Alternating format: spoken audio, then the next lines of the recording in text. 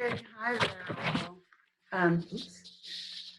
Uh, well, we've been getting plenty of experience with comfort food these days, haven't we? Everyone is talking about it, given that we're all under a lot of stress due to the pandemic. Um, and of course, our readings for this week were at least partially about comfort food. So I thought I'd check in again and see what you've been using as comfort food these days. Mine just changed. After abstaining for 6 weeks, we just loaded in one of those big plastic tubs of Mrs. Fisher's potato chips, Rockfordians. You know what I mean. So we should be able to stay happy at our house for at least the next 48 hours. Anyway, it's good to be back. Thank you for letting me take a day off on Monday. I was getting a little bit to the end of my rope, as I'm sure some of you have been too. So I know we all know the feeling. I appreciate allowing me to have a break. And it's the perfect place to get back to work, I guess, is talking about comfort food. So today's material focuses on the following fact. Food has socio-emotional meanings. It can mean comfort, it can mean consolation, it can mean reward, it can mean love. As we learned from last week's readings, it can also have negative meanings as well, right? It can be used to punish or to dominate as it is used in prison.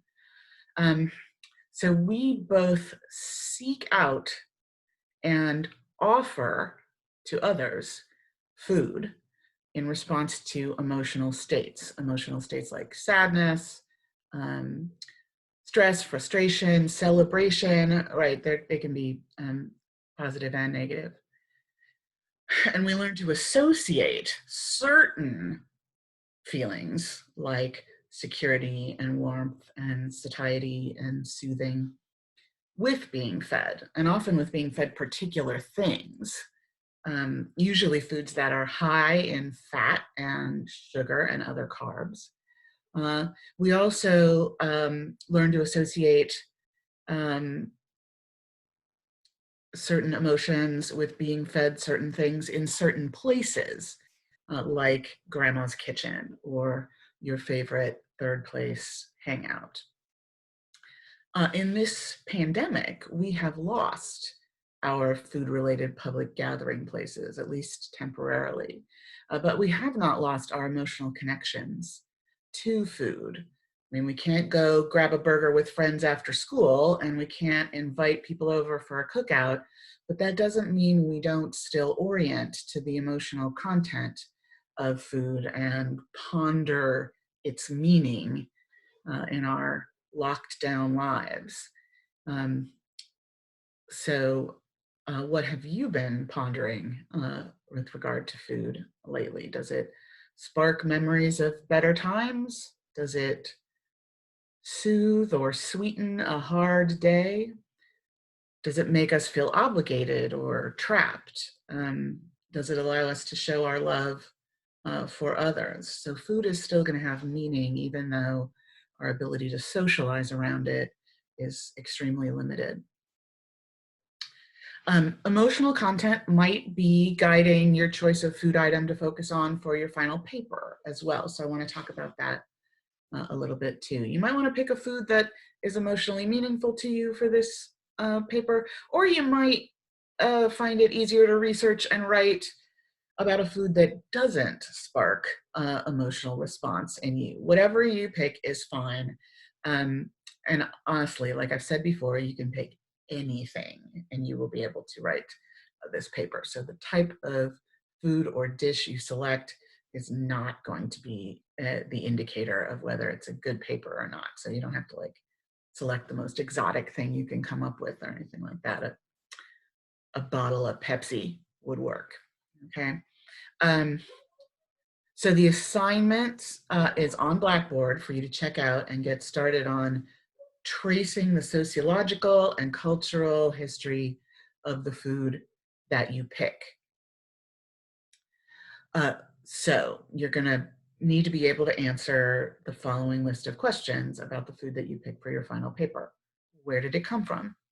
Trace its path to your kitchen, and you've got some experience doing this already. What types of industries produced, processed, and distributed it? Whose labor was involved in getting this to you? Who planted it? Who harvested it?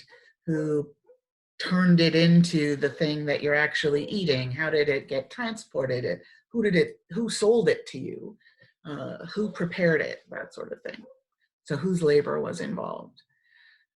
What systems of global and or local inequality are linked to this food or dish? And how is inequality linked to and manifested in this dish? What impact does this food or dish have on human health or on the health of the planet? And this is where you could talk about things like waste as well, potentially.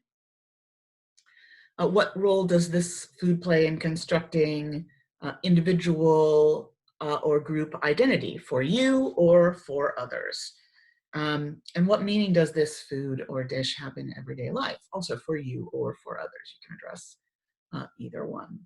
So those are the questions that I want you to start answering as we work our way toward the end of this surreal semester.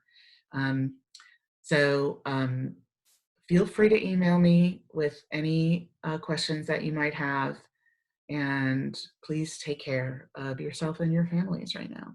Hang in there, Huskies.